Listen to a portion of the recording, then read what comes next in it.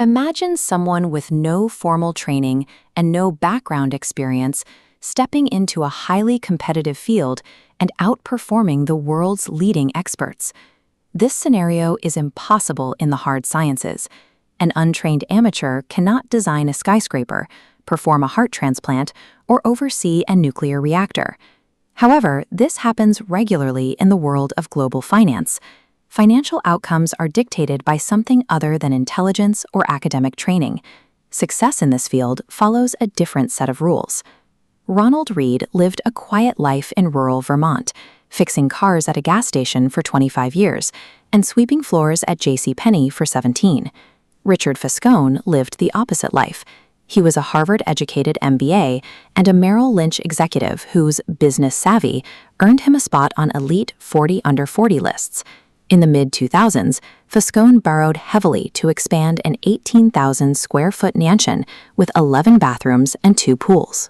When the 2008 financial crisis hit, his illiquid assets and high debt left him bankrupt. 5 months after Fascone's mansion was sold at a foreclosure auction, Ronald Read passed away. He left behind a staggering $8 million fortune. A janitor outperformed a Wall Street savant. Traditional metrics like degrees and salaries fail to account for how these two men actually managed their money.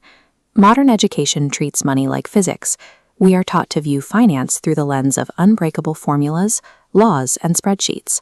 But humans are emotional, ego-driven creatures. We rarely behave like a rational line on a graph. Consider the technology executive who would skip $1,000 gold coins into the ocean just for fun. He was a genius who designed Wi-Fi components, yet his relationship with money was childishly stupid. He eventually went broke. Getting wealthy requires risk-taking and optimism. Staying wealthy requires the opposite: humility, a sense of survival, and the fear that what you've built can be taken away. Raw intelligence is dangerous when it lacks behavioral control. Investing is a psychological discipline. Behavioral skills are difficult to learn because wealth is often invisible. Society only sees money that has been spent on mansions or cars.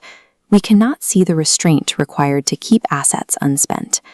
No one knew Ronald Read was a multimillionaire because his wealth consisted of blue-chip stocks he simply refused to sell. Read relied on compounding, a mathematical reality hard to grasp intuitively. Our brains think in linear steps, but compounding follows a sharply rising exponential curve. The massive upward spike happens at the very end, meaning you must endure decades of market panics without quitting. Real wealth takes decades to materialize. It requires a level of psychological endurance that no textbook can provide. At its simplest level, saving money is the gap between what you earn and what you spend. The most difficult skill in finance is getting the goalpost of your desires to stop moving. If your expectations rise as fast as your income, you never actually build wealth. The inability to define enough causes even the ultra-wealthy to risk things they need for things they don't. Bernie Madoff had a legitimate, successful business, yet he risked everything for a larger fortune he didn't require. Wealth is what you don't see. It is the result of suppressing your ego today to have more options in the future. Saving is the gap between your ego and your income. Instead of trying to be coldly rational with your money, aim to be mostly reasonable. A mathematically perfect investment strategy is useless if it causes you to lose sleep. You need a plan that maximizes for your ability to stay in the game during lean years. In a modern world where technical intelligence is hyper-competitive, patience and emotional regulation become the primary differentiating factors. Financial genius is the capacity to do the average, reasonable thing when everyone else around you is losing their mind.